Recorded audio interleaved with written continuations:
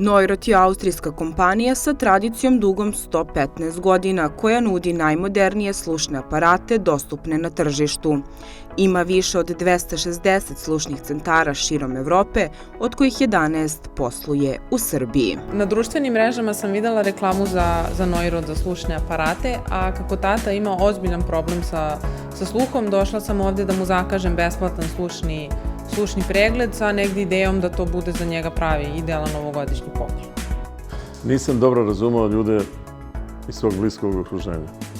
Često sam govorio, kaže glasnije, rasprinjava mi se zvuk, ne čujem te dobro, a posebno kući kad su mi govorili smanji televizor.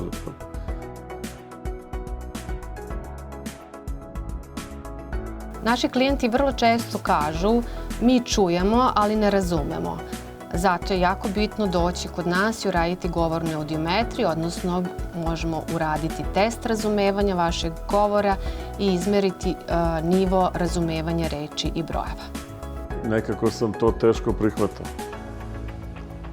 Na prve sugestije posebno ukućana da probam da proverim zvuk i eventualno probam sa slušnim aparatom, negativno sam reagovao, obzirom da računam još uvijek sam mlad za tako nešto.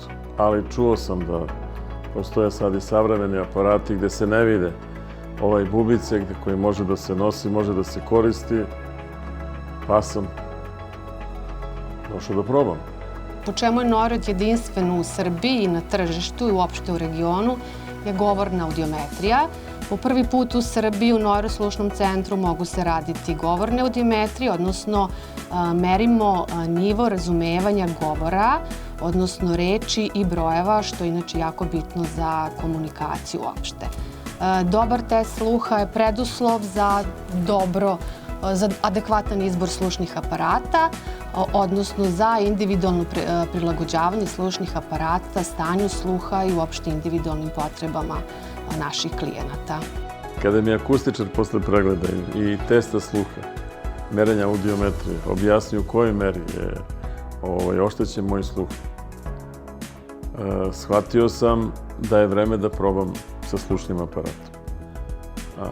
Posebno kad mi je objašnjeno da slušni aparat u velikoj meri može da zaustavi napredak oštećenja mog sluha, prihvatio sam, normalno, posebno olakšanje što je korišćenje aparata prvih 14 dana besplatno i tu čovjek vidi da mu aparat odgovara ili ne. Period adaptacije na slušni aparat je pun izazova i iz tog razloga vrlo često smo u kontaktu sa našim klijentima kako bi oni to što jednostavnije prevazišli i kako bi im pomogli da se što brže naviknu na svoje novo pomagalo koje će koristiti u raznim zvučnim situacijama. Mi smo uvek dostupni našim klijentima, da li će nas pozvati telefonom ili će doći u našu poslovnicu. Vrlo rado se odazivamo i pomažemo im u tom putu ka boljem sluhu, odnosno boljem slušanju i čujnosti.